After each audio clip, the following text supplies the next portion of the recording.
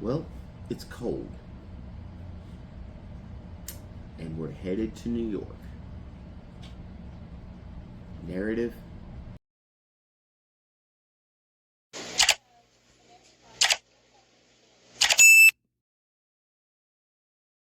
What is up, Dolphin fans? And hey, if any Jets fans have stopped by, you're more than welcome to come in. This is Finn's Temporal Focus. For the Jets fans out there, leave a comment. Let me know why you disagree with me on something I'm saying about the game. Let me know why you think, hey, you know what? He's right on. We are talking about the Miami Dolphins and the New York Jets preview. I'm actually getting it out on time. Yay!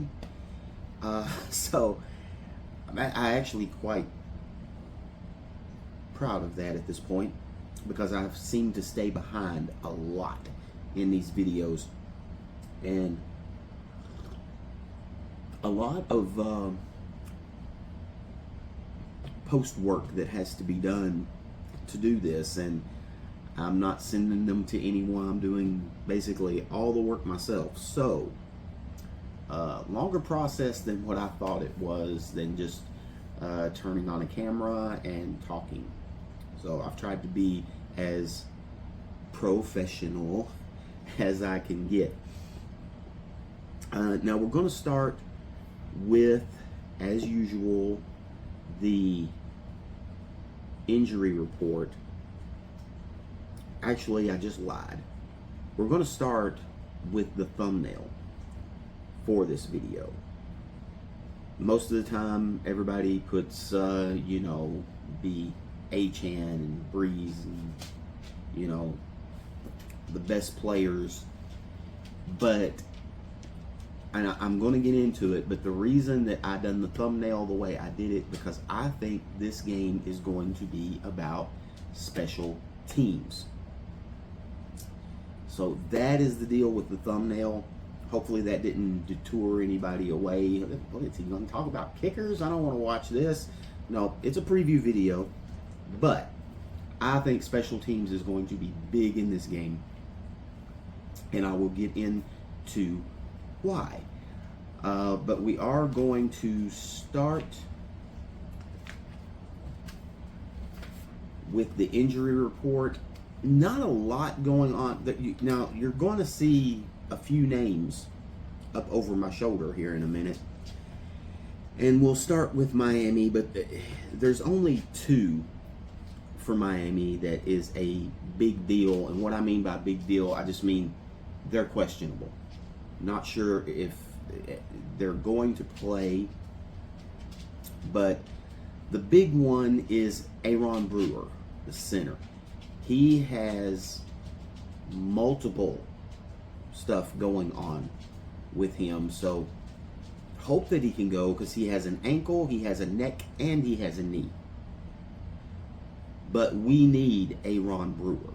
He is like top 5 center in the league. I don't know what this team would be without him. Now, he was limited in practice, but he did practice. Now, I'm doing this video early Friday, so I don't know what the practice situation is for Friday's practice. Who missed, who was limited, all that stuff. But Aaron Brewer is the one that I really worried about. And the only other real questionable injury is defensive tackle Benito Jones. He's got the ankle.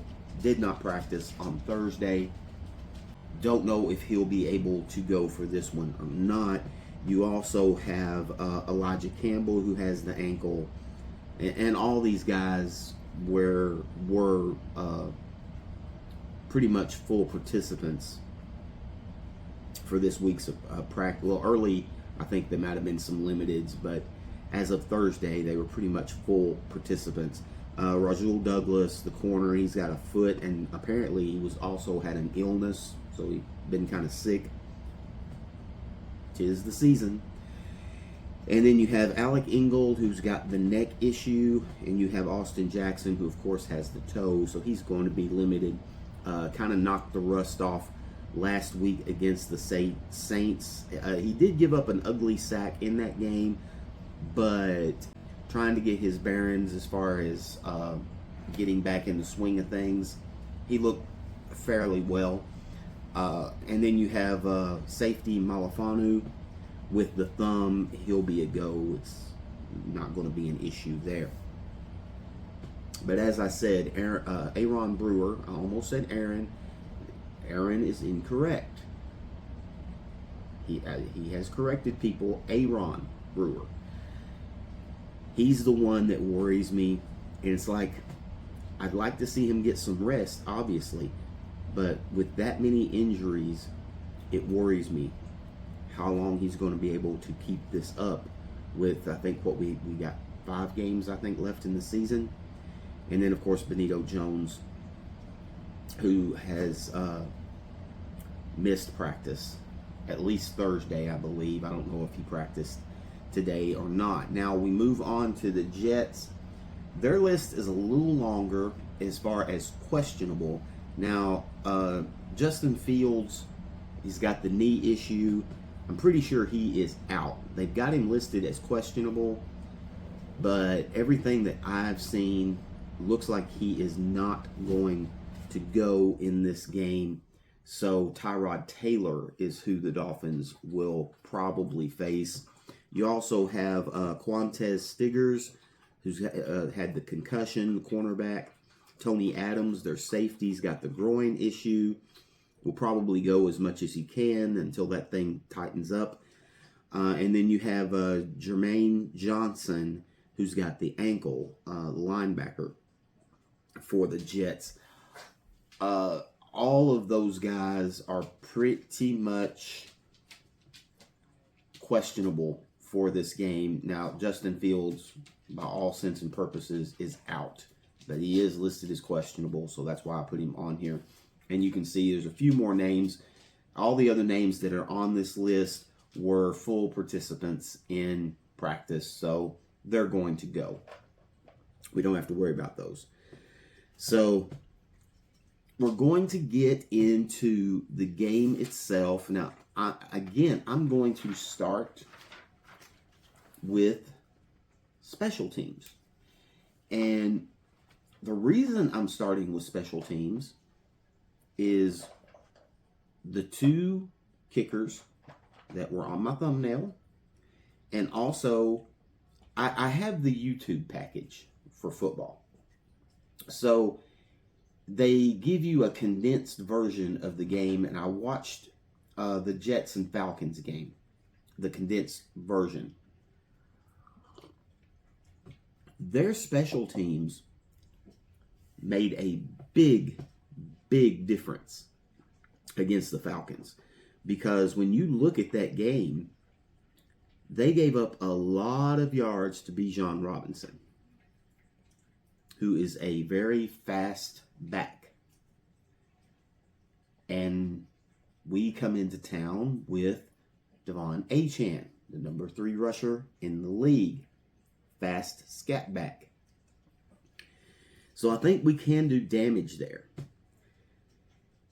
When you look at offensively, the offense for the Jets didn't really scare me for that game either, except for Tyrod Taylor's legs. That scares the crap out of me. But there's going to be 2 legs on display in this game to me, and that's going to be Riley Patterson and Nick Folk. And the special teams for the Jets, they had a turnover that led to a quick touchdown, and then Nick Folk missed his first field goal of the season against the Falcons. It was just a little short. It was online, but it was a little short. I think it was like 54 yards maybe or something like that. So his first miss of the season, he's 22 of 23 on the season, and that was his first miss of any kind. And then you have Riley Patterson, 21 of 23, but he did miss an extra point. So I think the special teams could come in clutch in this game because the Jets are playing really good. Like I said, their special teams really won that game against the Falcons for them. Don't get me wrong. Tyrod Taylor did what he could do. They also had the receiver Adonai Mitchell. Adonai Mitchell. I want to make sure I get that right. I put down his yards, but I couldn't remember that first name. 8 for 102 yards and a touchdown. He had the big bomb, 50-something yards for the Jets touchdown. And special teams was just a big part of that win over the Falcons. Now, the Dolphins, on the other hand, our special teams have played really good. Bailey's been very good at flipping the field on teams. Malik Washington has had a decent season as far as returns. And I'm just, the more and more I watch these two games, I think special teams could have a big part in the outcome of this game. Now, when you look at the Dolphins, it's going to be the same old, same old. The Jets, their pass defense is top 10. Their run defense is like 25th in the league. Mike McDaniel, run the ball. And more than that, make sure Achane gets 20 carries. He needs 20 carries because we are 5-0 when Achane carries the ball 20 times. All the other games, he did not have 20. And we lost. Okay? Is there anything to that stuff? I don't know. But why test it? Get him his 20 carries. And then, of course, you have Gordon and Wright, more power backs. So I really think you just pound the rock. You absolutely pound them.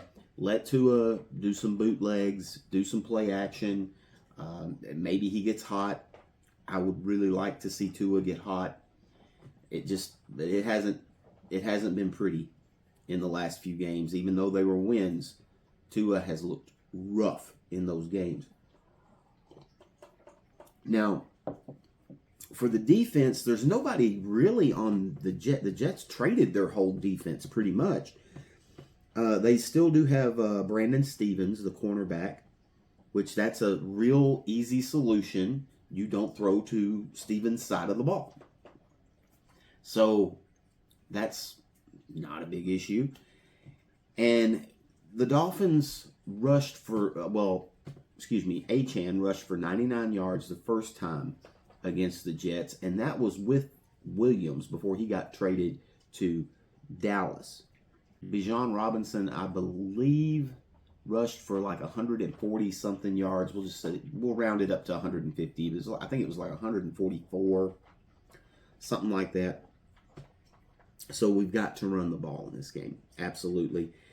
And when you look at the defense for the Dolphins, you've got to spy Tyrod Taylor. His legs, we do not play well against running quarterbacks. He rushed for like 44 yards and a touchdown against the Falcons. You got to put a spy on him. Get somebody up there that their lone job is to make sure Tyrod Taylor does not take off. You got to keep him in the pocket. Make him throw the football. Now, of course, they have Breece Hall, who rushed for 81 yards, 5.8 yards per carry against the Dolphins the first time out. So he did not have a big game against Atlanta. I think he rushed for 60-something yards. And I know he was under 4 yards a carry. It was 3.8, maybe, something like that. So both teams are going to try and run the football. There is no question. The Jets team rushing, they are ninth in the league, top 10 rushing the ball. They are also top 10 in stopping the pass. And when you flip it, you have Miami, who I actually thought they would be higher on that list, but the Dolphins are only 18th rushing the ball. So that shows you how much other backs are getting it. It is mostly Devon Achane. That does need to change. Especially, I think, well, actually Wright and Gordon, I think both should get at least like 5 carries apiece. That way you got, I'd love to see the Dolphins run the ball 30 times in this game. Roughly 30 times in this game. That would be my magic number. I would love that. Get Devon his 20 and at least get 5 apiece for Wright and Gordon. And then I think the Jets are right for the pickings. Yeah. So that's pretty much it. When I think the mistakes thing has got to be under control. Tua. The Jets have yet to get an interception this year. And they did play Tua. So they still don't have an interception. As a matter of fact, they have only got 2 turnovers on the season. 2 fumbles. So, just, if you're the Dolphins, keep that up. Do not give the Jets opportunities. That's what happened with Atlanta. It was just little spots where the Jets got opportunities against Atlanta, whether it was a short field. They also had a big kick return, which actually the Falcons did hold them to a field goal on that. So they did have a big kick return. They had the fumble on the punt that gave the Jets a short. That was Hall's touchdown. And then, of course, like I said, Nick Folk has been pretty much perfect this season. When you really look at it, it's going to be a defensive game. It's going to be a lot of running. At least I hope it's going to be a lot of running. Turnovers, the Dolphins not doing a lot. They have, 14 turnovers on the season. They have 25 sacks. The Jets are not any really, well, they're worse as far as turnovers go, and they have 21 sacks on the season. They're 28th in the league. And the scoring is about, actually, I think the scoring pretty much represents about what this game is going to be. You have, the Jets have actually done better as far as scoring. Why do I have them 20? Oh, because that's their defense. I was trying to figure out why are they 27th and the Dolphins are 24th. The Dolphins are 24th at 20.6 points a game, and the Jets' offense is 20 points a game. So I could really see this being a field goal win right around in there. I think it's going to come down to the wire, and I think it's going to come down to the special teams. The defense for the Dolphins is playing better. The Jets as a team are playing better. So, yeah, I think special teams is going to be big, and I think mistakes are going to be big. Whoever blinks first and has the 1 or 2 mistakes is going to lose this game.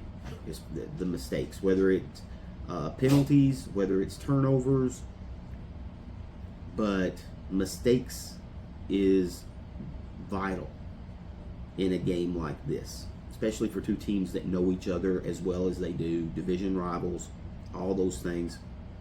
Now, I do believe Miami can win this game. A lot of people is going to say weather.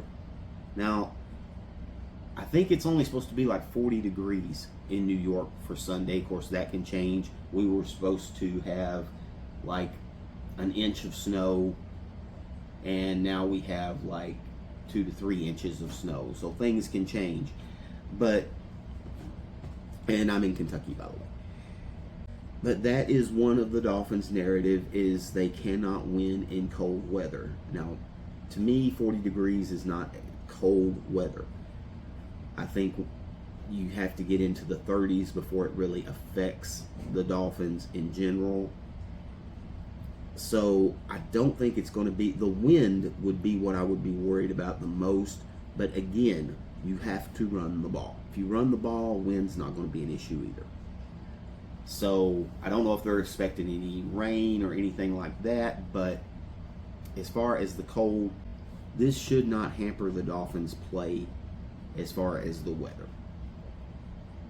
So I think Miami is going to win it. I do think it will be a field goal, 2-3 points. I don't think it's going to be a big margin of victory, but a win is a win, which is what Miami has done for 3 straight weeks. Is just, well, if they get this one, it would be. So this one is a just win. To quote the late Al Davis, just win, baby. So I think it comes down to special teams. I think it comes down to defense. And I think it comes down to mistakes. I don't think the offenses are going to be a pivotal part of this game. But both teams are going to be running the football. So this should be a short game. This game may be over by 2:30. That's the way I'm looking at it. Or for Kentucky, it'd be 2:30. For Dolphins fans, I guess it would be 3:30. And if the Dolphins can pull this one off, they are a game away from being back to 500. And then we can discuss if they beat Pittsburgh, if they beat the Jets Sunday, and they can go into Pittsburgh, which is not going to be an easy task by any means. The Dolphins are back at 500. Then we can contemplate, and we'll see how other teams do as far as teams that the Dolphins need to lose, which sucks because we put ourselves in this position. We very well, we had like 3 games that we very well could have won. But as Bill Parcells would say, you are what your record says you are. And we're 5-7. That's just the way it is. I don't know about making a run, but if they can pull this off and the Pittsburgh game off, you got to start thinking about it. You got to start wondering, hey, that's when you go into, oh, does the Chargers need to lose? Does, the Bills need to lose? Because we're actually only 2 games back of Buffalo, which is shocking at this point. But unfortunately as well, there's so many other teams that are in front of us. And now you got Cincinnati. Joe Burrow has come back. Cincinnati is making a real good push. Destroyed the Ravens last week. They could very well win that division. I would not have been talking about Cincinnati. I thought that was Pittsburgh and Baltimore, and everybody else was just on the back burner. But Cincinnati has as good a chance. They're a game back, I think. I'm not sure, but I think they're only a game back. They just beat the Ravens. Anything can happen. And that's why people love the NFL. You're still at the anything can happen stage of the year. You have injuries you have to look at. Some teams start off hot, go cold. That's what Miami's famous for. And then you have those teams that start off cold and all of a sudden put together wins at the end. at the end to get them in. So this is the exciting quarter of the league. I break everything into 4 quarters in the season, and we are in the 4th quarter of the season, and it's fixing to get interesting. But it's only going to get interesting for Miami if they can go into New York and win, and they can go into Pittsburgh and win. If they can do that, then we can seriously start talking about what it would take for the Dolphins to make the playoffs. Didn't think I would be saying that. Still don't see it happening. But we can talk about it. But anyway, that is my take on the Jets-Dolphins game on Sunday. So, guys, leave a comment. Let me know what you think. Jets fans, let me know what you think as far as your team. Let me know why you think the Jets are going to beat Miami. Let me know why I'm completely wrong in my observation of these two teams. I'm good with anything, as long as we can have a discussion about it and it's not just just because. I'm not going to pay attention to that stuff. But hey, if you can sit down and let me know what you think and it's rational, I'll answer you and we'll talk about it maybe on another video. But guys, that's my take. Enjoy the game and make good decisions, and fins up.